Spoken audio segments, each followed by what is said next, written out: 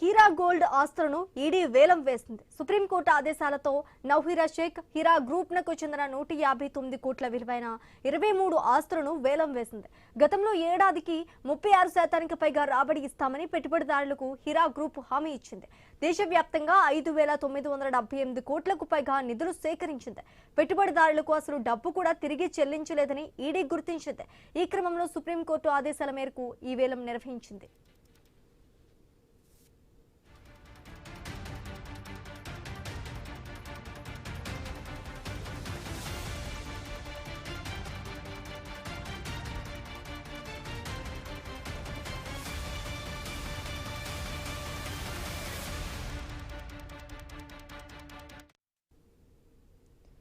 Heera gold ఆస్తులను ED వేలం వేసింది. సుప్రీంకోర్టు ఆదేశాలతో నౌహీరా షేక్ హీరా గ్రూప్ నకు చెందిన 159 కోట్ల విలువైన ఆస్తులను వేలం వేసినట్టుగా తెలుస్తోంది.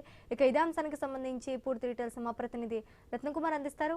రత్నకుమార్, శ్రీజ, పెట్టుబడులకు అధిక వడ్డీలను ఆశ చూపించి వందలాది మందిని మోసం చేసిన హీరా గోల్డ్ కంపెనీ నిర్వాహకురాలు నౌహీరా షేక్ ఆస్తులను ఈడీ అధికారులు వేలం వేయాలని భావించారు. వేల కోట్ల రూపాయలు మోసం చేసి పెట్టుబడిదారులకు ₹1 ఇవ్వకుండా నిలువున ముంచేసిన నౌహీరా షేక్ ఆస్తులను ఈడీ అధికారులు ఇటీవలే జప్తు చేయడం జరిగింది. తిరిగి ఎవరైతే పెట్టుబడిదారులు ఉన్నారో వాళ్లకు ఆ అమౌంట్ ను రిటర్న్ చేయాలన్న ఉద్దేశంతోనే ఆమె ఆస్తులను వేలం వేశారు. దేశవ్యాప్తంగా వేలాది మంది అమాయకుల నుంచి దాదాపు 5,978 కోట్ల రూపాయల నిధులను అక్రమంగా సేకరించడం జరిగింది హీరా గోల్డ్ కంపెనీ ద్వారా.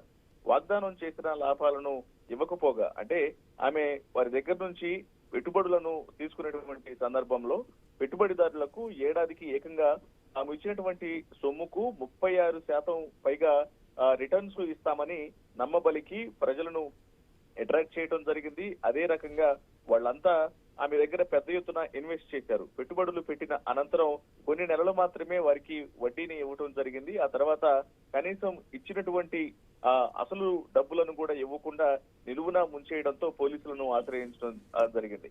ఇక అందులో భాగంగానే ఈడీ అధికారులు ఆమె పైన మనీ లాండరింగ్ కేసును నమోదు చేసి గత కొన్ని సంవత్సరాల నుంచి ఈ కేసును విచారిస్తూ ఉన్నారు.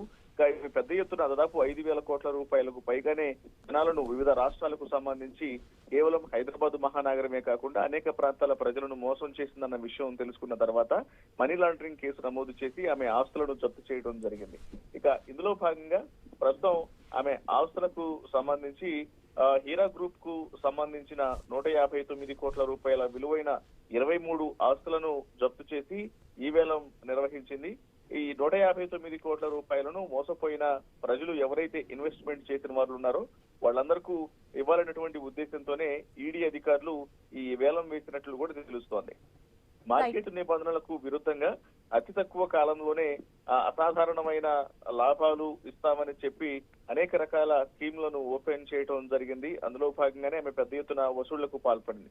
ఇవి ఒక మోసం అనేది వెలుగులోకి వచ్చిన తర్వాత ఈడీ అధికారులు రంగంలోకి దిగి ఆమె ఆస్తులను జప్తు చేసి ఎవరైతే బాధితులు ఉన్నారో వాళ్లకు అమౌంట్ ను రిటర్న్ చేసేందుకు కూడా ఈ వేలం నిర్వహించినట్లు తెలుస్తోంది. Sreeja, right thanks for the update Ratnakumar.